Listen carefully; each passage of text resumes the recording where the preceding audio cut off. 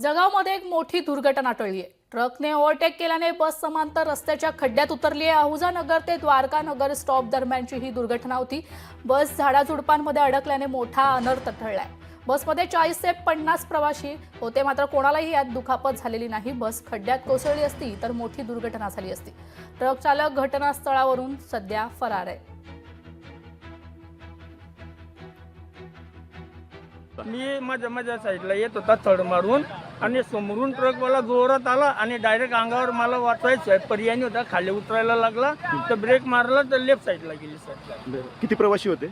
प्रवासी 40 प्रवासी असतात। कुठून कुठे जात होते बस? मी निंबोऱ्यावरतून जळगावला येतो। कोणी जखमी झालंय नाही, कोणालाच काही लागलं नाही सर, एकदम हळूहळू बस होती ना। बरं, पण मग ब्रेक मारतात लेफ्ट साईडला गेली गाडी। तो ट्रकवाला थांबला नाही, पळून नाही थांबला नाही, पडून गेला तो। वाचवण्यासाठी ड्रायव्हरने लेफ्ट साईडला मारली। किती प्रवासी होते? 25 प्रवासी। बस कुठून कुठे जात होती? निंबोऱ्याहून जळगाव। निंबोरा कुठलं? आपलं एक सतखेडा निंबोरा। कोणी जखमी नाहीये ना? नाही, काहीच नाही, कोणाला काही लागलं। लोकशाही मराठी ऐका, पहा, जागरूक रहा।